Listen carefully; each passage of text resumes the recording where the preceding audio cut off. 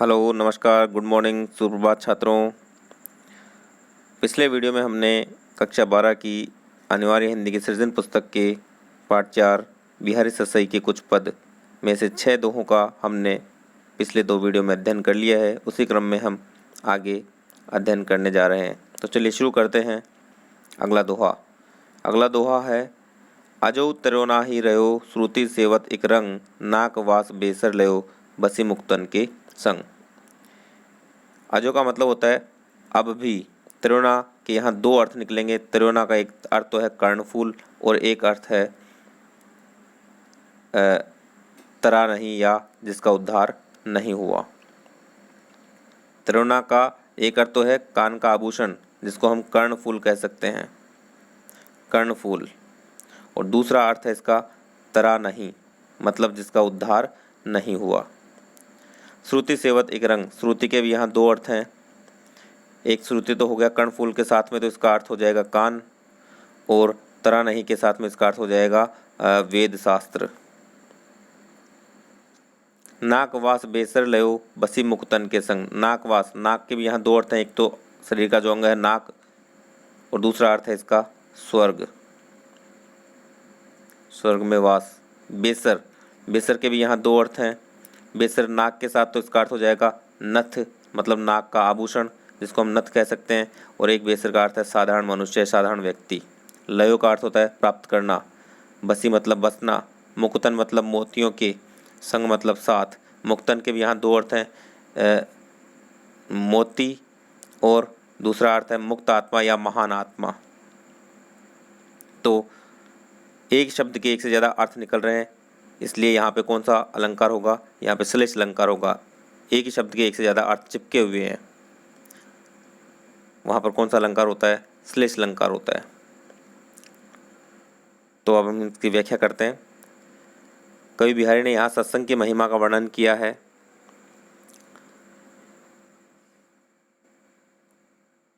इसके 2 अर्थ निकलते हैं। पहला अर्थ है कि अजो त्रियोना ही रहो श्रुति सेवत इक रंग, कि आज भी, अब भी, अजो मतलब अब भी, त्रियोना, त्रियोना ही रहा, श्रुति सेवत इक रंग, कि कानों की अपने ही रंग में सेवा करने के कारण, कि अपने एक ही रंग में सेवा करने के कारण आज तक भी त्रियोना त्रियोना ही बना रहा, कर्णफूल कर्णफूल ही बना रहा, किसी प्रकार की उन्नति नहीं कर पाया।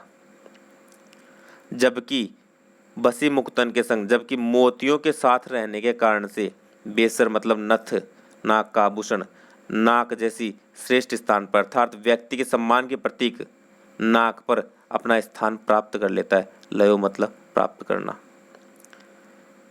कि अपने एक ही रंग में कानों की सेवा करने के कारण से आज तक त्रियोना त्रियोना ही बना रहा, अर्थात कर्णफूल कर्णफूल ही बना रहा, किसी प्रकार की उन्नति नहीं कर पाया। जबकि बसी मुक्तन के संग, जबकि मोतियों के साथ बसने के कारण से, मोतियों की संगति के कारण से, बेसर मतलब नथ, नाक में पहने जाने वाला आभूषण, नथ ने व्यक्ति के सम्मान के प्रतीक, नाक, नाक व्यक्ति के सम्मान के प्रतीक मानी जाती है। तभी तो बोलते हैं नाक कटा दी, जहाँ सम्मान चला जाता है उसको बोलते हैं नाक कटाना,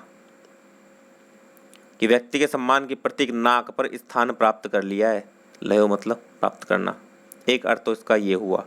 दूसरा अर्थ हम इसका ये लेंगे कि कवि बिहारी कहते हैं कि हे वेद शास्त्रों का अध्ययन करने वालों। श्रुति का दूसरा अर्थ मैंने बताया ना, वेद शास्त्र, कि हे वेद शास्त्रों का अध्ययन करने वालों, आज तक भी तुम लोग तरे नहीं हो, मतलब अब तक भी तुम लोग तरे नहीं हो, अर्थात तुम्हारा उद्धार नहीं हुआ है, उद्धार नहीं हुआ है। कि वेद शास्त्रों का अध्ययन करते रहने पर भी तुम्हारा उद्धार नहीं हुआ है। जबकि बसी मुक्तन के संग, जबकि महान आत्माओं के साथ रहने के कारण से, बसने के कारण से, या महान आत्माओं की संगति के कारण से, बेसर साधारण व्यक्ति भी नाकवास स्वर्ग जैसे स्थान पर अपना स्थान निश्चित कर लेते हैं, या अपना स्थान प्राप्त कर लेते हैं। स्वर्ग में भी अपना स्थान प्राप्त कर लेते हैं। कौन? महान आत्माओं की संगति करने वाले साधारण लोग भी स्वर्ग में अपना स्थान निश्चित कर लेते हैं। यहाँ पर वेद अध्ययन की अपेक्षा बिहारी ने सत्संगति को महत्वपूर्ण बताया है। श्लेष अलंकार है, गागर में सागर भर देने का गुण है कवि बिहारी में। अगला दोहा है, सघन कुंज छाया सुखद शीतल सुरभि समीर, मनु वह जातु अजो वह उही जमुना के तीर। सघन कुंज मतलब सघन वृक्षों में, शीतल मतलब ठंडी, सुरभि मतलब सुगंधित, समीर मतलब हवा, उसी जमुना के तीर मतलब यमुना के किनारे पर। मनु वह जातु कि आज भी मन हो जाता है, अजो वह वैसा ही हो जाता है। कैसा? जैसा पहले श्री कृष्ण के समय में हुआ करता था। यहाँ पर कवि ने यमुना के तट के सुखदायी वातावरण का वर्णन किया है। कवि बिहारी कहते हैं कि जिस यमुना के तीर पर, जिस यमुना के किनारे पर घने वृक्षों की सुख देने वाली छाया है, घने वृक्षों की सुख देने वाली छाया है और ठंडी सुगंधित हवा चलती है, शीतल सुरभि समीर, ठंडी सुगंधित हवा चलती है, उस यमुना के तट पर, वही यमुना के तीर, उस यमुना के तट पर पहुंचने पर आज भी मेरा मन, मनु है जातु अजो है, आज भी मेरा मन उतना ही खुश हो जाता है जितना कृष्ण के समय उनकी रासलीलाएं देखकर होता था। यहाँ प्रकृति का सजीव चित्रण किया गया है। अनुप्रास अलंकार भी शोभायमान है। सुखद शीतल सुरभि समीर बार बार से की आवर्ती होने के कारण से वृत्यानुप्रास अलंकार है यहाँ पर। अगला दोहा है, सोहत ओढ़े पीत पटु श्याम सलोने गात, मनो नीलमणि शैल पर आतप प्रयो प्रभात।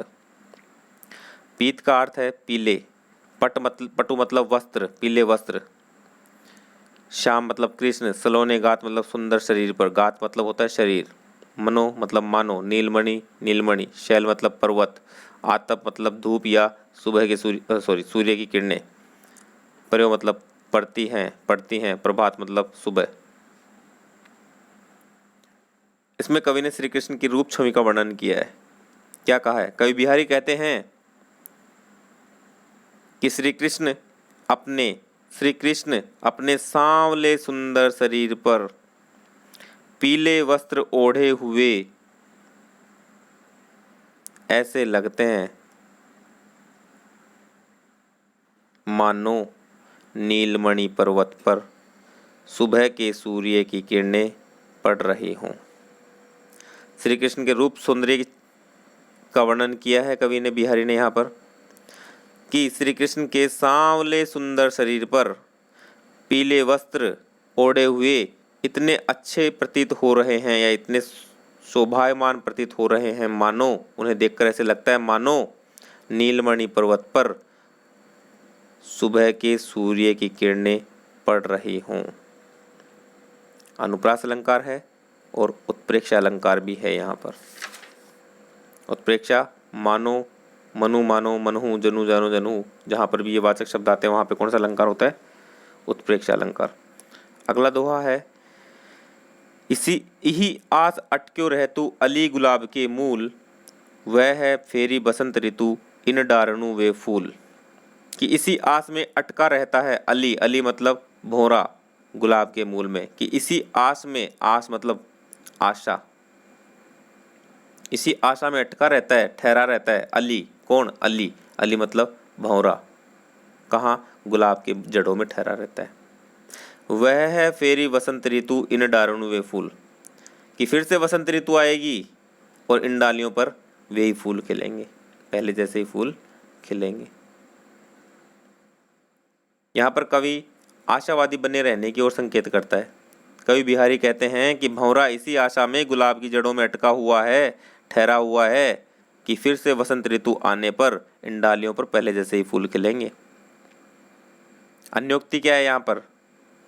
भंवरे और गुलाब के माध्यम से दूसरी बात क्या कहना चाहता है कवि? कवि ने यहाँ उन लोगों के विषय में बताया है जो सुख साधनों के नष्ट हो जाने पर भी इसी आशा में फंसे रहते हैं या इसी आशा में रहते हैं कि अनुकूल समय आएगा और उन्हें सुख साधनों को भोगने का अवसर मिलेगा। इस प्रकार से कवि ने यहाँ आशावादी लोगों के स्वभाव के बारे में बताया है। अनुप्रास और अन्योक्त अलंकार है यहाँ पर। उम्मीद करता हूँ आपको ये समझ में आ रहा होगा। धन्यवाद। जय हिंद, जय भारत।